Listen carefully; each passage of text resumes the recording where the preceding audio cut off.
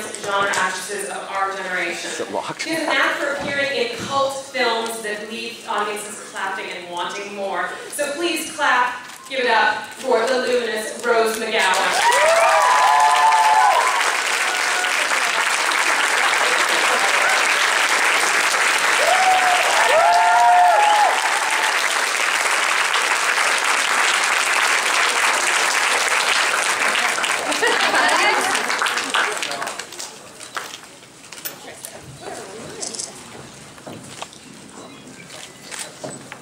We were just chatting backstage about Game of Thrones. We both love Game of Thrones.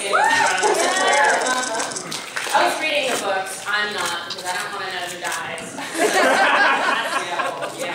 Like, what kind of show cuts off the lead character's head? What? If you haven't watched it, you should watch it. It's so good. So there's my advertisement for something else. I want to start way back. I was, of course, researching you and finding about your amazingly interesting upbringing. So you were born and raised, or at least for part of your upbringing, in Florence, Italy, under a kind of bizarre backdrop. Can you talk a little bit about this? Okay, well, it wasn't a bizarre backdrop to me because it was my only backdrop. I was a kid in Italy, and I got to grow up in castles and huge rolling fields, and I had pet pigs and goats and sheep.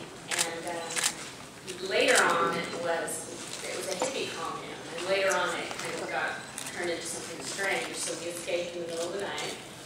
I don't know, I never said that before, but since you brought that up.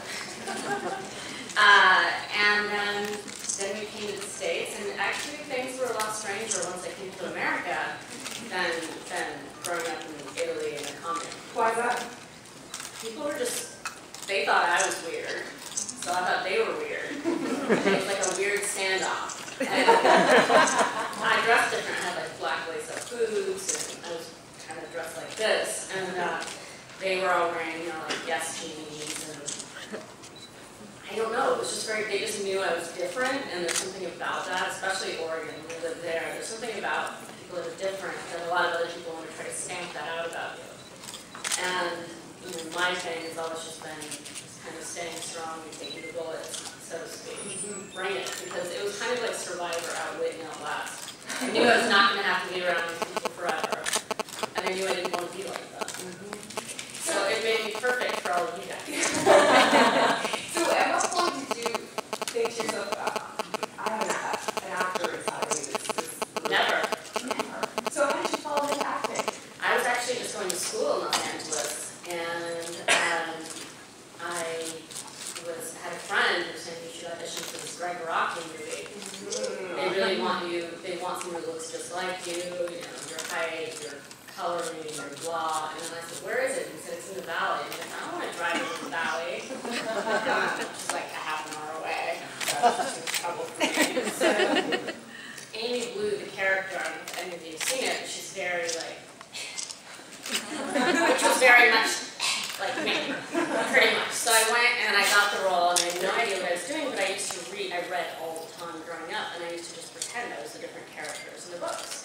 So I had no idea, dear God, I had no acting training, so I'll just pretend like I'm in a book again. And I got an Independent Spirit Award for it. I didn't go because I didn't know what it was. They made me go to Sundance. I said no because I didn't know what it was. And then, eventually I went, and lawyers were giving me their cards, and I was like, screw you, you old creep. And I didn't know that actors needed lawyers. So that was how I accidentally got to do what I was doing. So I had a really odd career. Quit a couple times just because it was never like, I just didn't, I didn't come from a small town in Iowa with that, God damn it, I need to be famous. That kind of, a lot of people have this kind of hole inside of themselves that they think is only going to be filled by kind of outside recognition, and I've never really had that. So my career's been odd, but interesting. I'm going to throw it out to the audience to start thinking of your questions right about now. What was it? Speaking of the Doom generation, speaking of the Doom generation, what was it like working with Greg Rocky? He's so interesting. Greg is so interesting. It's really funny. I was at Yogurtland the other night, and I parked in an area that I wasn't supposed to park in just because I don't feel like going back to parking where the regular the parking is. And all of a sudden I see him, and I jump out of my car, and he goes, "Oh my God, I was just wondering, who's that asshole in the Porsche?" And it's you. I'm like, "Yes, that is." That's pretty much like Greg. There was no ad-libbing in the movie, so I had to say lines like, so I heard the kids go, "Look, you fucking chunky pumpkin head," or things like that. And again, I was like, how am I going to Amy Blue, this character will only fly, and make it sound like she talks that way every single day? So I did. And Greg is really cool. He's really controlling, but it was like boot camp for acting. I learned how to be on set, so I could do everything from him. Do we have a question from the audience? Yes. How was it working with Wes Craven through the screen? How was it working with Wes Craven during screening? Working with Wes Craven was amazing. You know, he's really interesting. He grew up in Ohio as a Baptist, and he grew up speaking in tongues. So he and I had a kind of I didn't speak in tongues, but we had a really religious background. So we really bonded on that, and he was also a professor at one point. And what's really interesting about him is that one day, getting the directors in his family, he just decided, I'm going to be a director. And he moved his whole family to New York, drove a taxi, and worked his butt off until he became Wes Craven. And I have to say, I thought all film sets were going to be like Scream, where you just had so much fun, and it was really a special shoot. Sometimes certain sets just have like fairy dust on them. And I thought they were all going to be like that. And then I went to my next movie, and I was so excited. And I was like, it's not the same thing. There's no Wes Craven here. And he's a really unique and lovely gentleman, and very smart. Were you a fan personally of like horror films before you got involved in that movie, or his work even? No, and I had to reference a lot of different movies, and I had no idea what I was talking about. Just like I had to reference a lot of different sexual things in the Doom generation, and I had no idea what I was talking about. People say, "You're so brave," and I was like, "Thanks." I did a DVD commentary last year, and I was like, "Oh my God, oh my God," and I kept punching Greg. I was like, "I can't believe you made me say that." I had no idea what I was talking about, though. So everyone thought I was just badass, but I was really just stupid. Hi, Russell, in Toronto. What's your time like as Paige on Charmed for 4 or 5 years?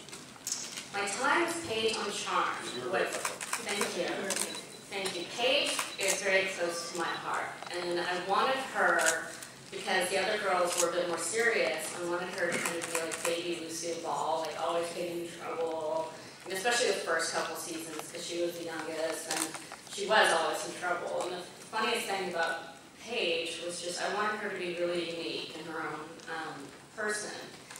And what was great about Charmed is that normally, let's say, if I do a movie that's a comedy, we do comedy. If I do a movie that's drama, we do drama, or an action film. And on Charmed, like every 8 days, which is how long it took to film an episode, I would do all 3 of those. And that's what made it such a rare and cool show, is that I think for fans and for us doing it, we never really got bored. And it also made me laugh that there was one episode where all 3 of us died, and everybody else had all these friends at their, viewing their casket, and I had like 3 leprechauns. So really, that's all the spares. No one has paid, man. I loved her. Oh, you do it. Yes, you. I just want to know how medically accurate was the machine gun prosthetic? It's as accurate as my real one. That was great. That was actually, the way I did that, I had a 5-pound cast strapped onto my leg.